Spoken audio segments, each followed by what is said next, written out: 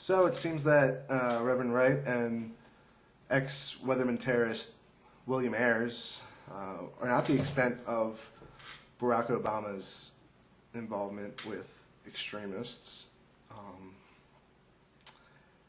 Yesterday it was revealed that Obama actually has significant connections to a man called Rashid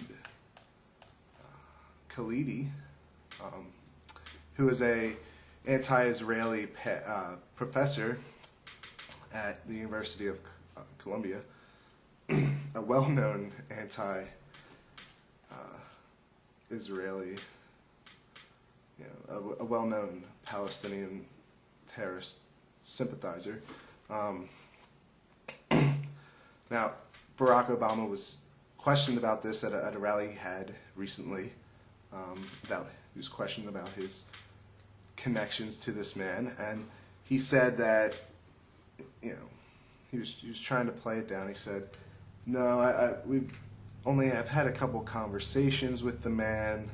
I knew him because I was a professor at the same time that he was a professor."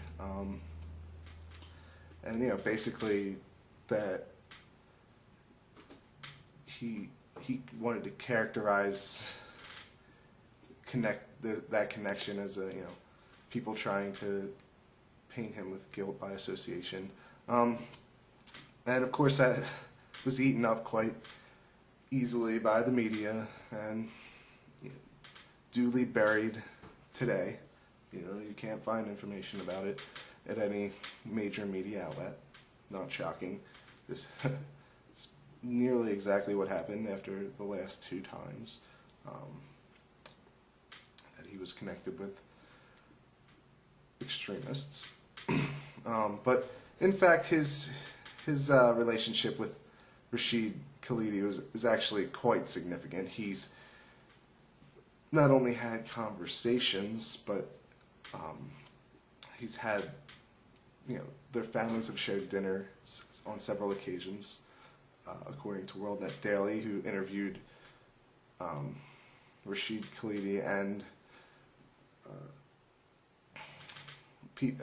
officials and professors from the University of Chicago that were there when Obama was teaching there. And Khalidi's also helped to organize a fundraiser when Obama unsuccessfully ran for a seat in the House of Representatives.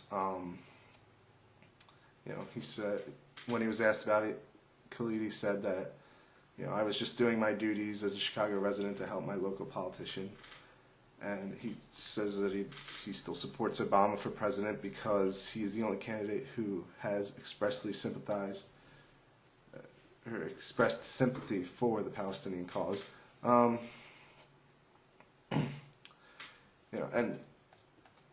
not only that, but this Khalidi guy has an organization called the Arab American Action Network that he runs, and that the Woods Fund, which is a charity that Michelle Obama, Barack's wife, was heavily involved with. She was on the board of directors. The Woods Fund donated $40,000 to the Arab American Action Network, Khalidi's organization, and then again later donated $35,000. So there's a very significant connection there. It's undeniable if you look at the facts.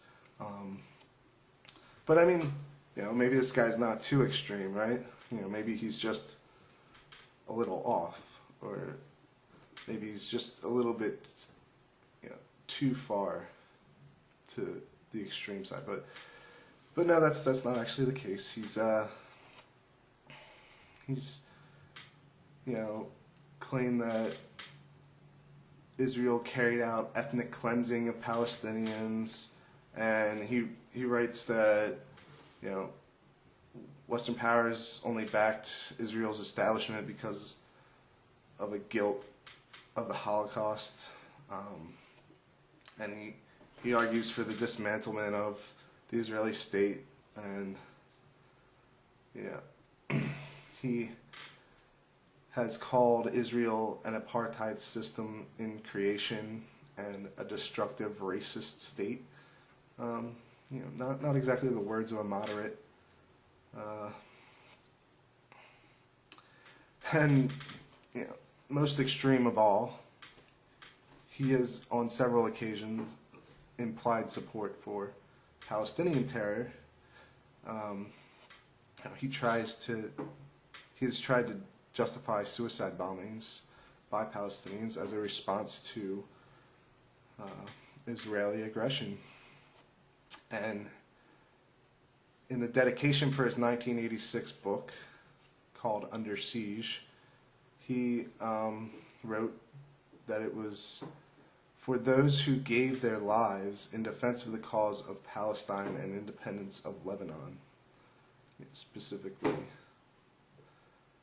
referring to the terrorists there. I mean, there's no other way to put it. So, the facts are clear. Rashid Khalidi is an extremist.